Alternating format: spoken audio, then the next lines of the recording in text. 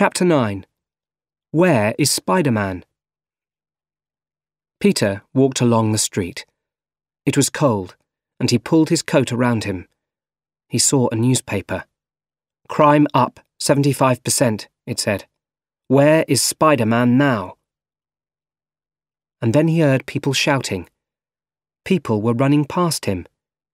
He followed them and saw a building on fire. Peter was going to take off his street clothes, and then he remembered. He was Spider-Man no more. "There's a child on the second floor," someone cried. The firefighters weren't there yet. Spider-Man no more, thought Peter. But Peter Parker can still help. He ran quickly into the building. Inside, he heard the child crying. The heat was terrible. Peter found the little girl and carried her down the stairs. The stairs fell into the fire behind them. Back in the street, he gave the girl back to her parents. "You did well, son," said a firefighter. Another firefighter came up. "Someone on the fourth floor didn't get out." Peter heard this, and he felt so bad.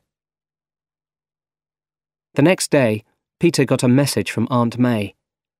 When he arrived at her house, there were boxes of things all over the garden.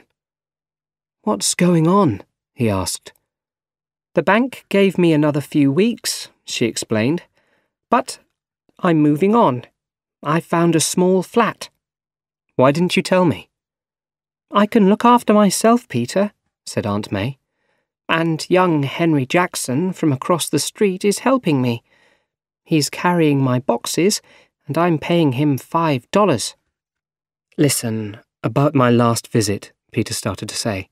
"We don't need to talk about it," said Aunt May.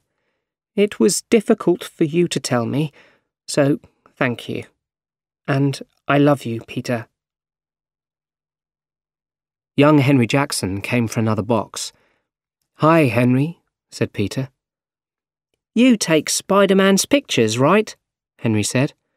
"Where is he?" He, wanted to try other things." "He'll be back, right?" asked Henry. "I don't know," answered Peter. "Henry wants to be Spider-Man when he grows up," said Aunt May. "Children like Henry need a hero. We all do.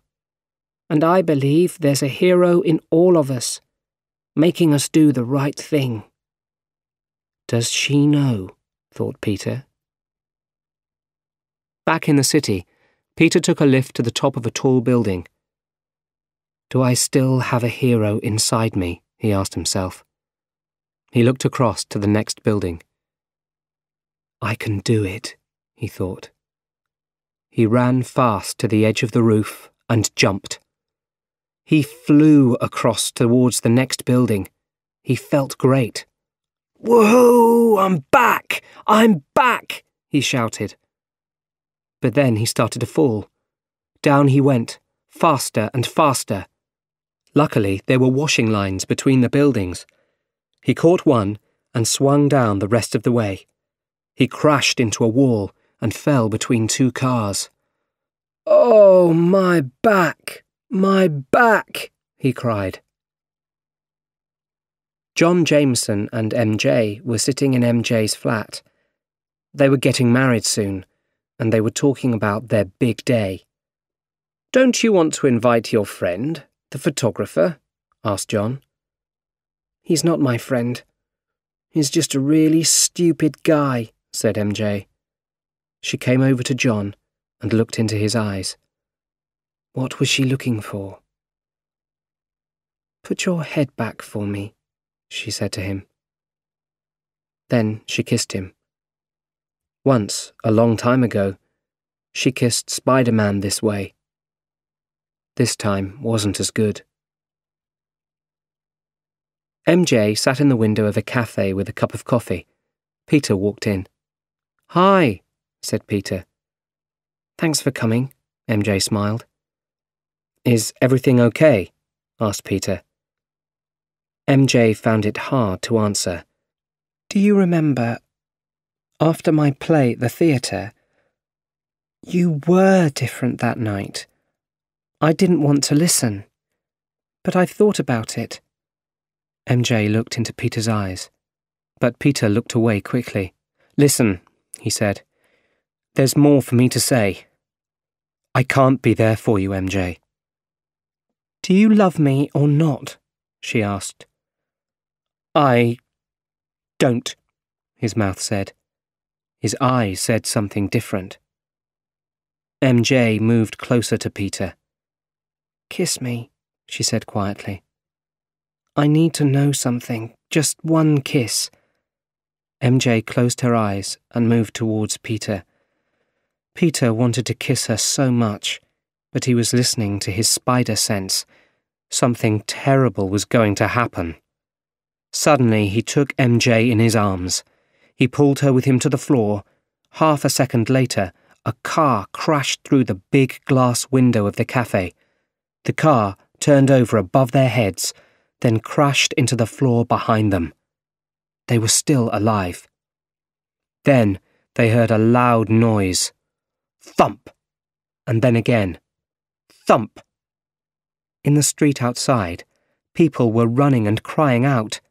Then Doc Ock appeared in front of them. Peter Parker, he smiled. And the girlfriend. What do you want? Asked Peter. Suddenly a metal arm moved forward and lifted Peter up. I want your friend Spider-Man, said Ock. Tell him to meet me at the West Side Tower at 3 o'clock. But I don't know where he is, said Peter. Find him, or I'll kill her. He pointed at MJ. Then he lifted MJ in his metal arms and disappeared through the streets of the city. Robbie Robertson walked into Jameson's office at the Daily Bugle. I'm sorry, Jonah. There's still no news about MJ, he said. Sorry, Jonah. It's all my fault, said Jameson. He was thinking about the Spider-Man stories in the Daily Bugle. I drove Spider-Man away. Spider-Man was a hero, he said. He turned to look at Spider-Man's clothes on his office wall. Then he turned back and said, Spider-Man was... Suddenly, there was a sound like the wind. Jonah turned to look. Spider-Man's clothes were gone, and in their place was a web, a very big web, and a message from Spider-Man. Spider-Man was a criminal, shouted Jameson.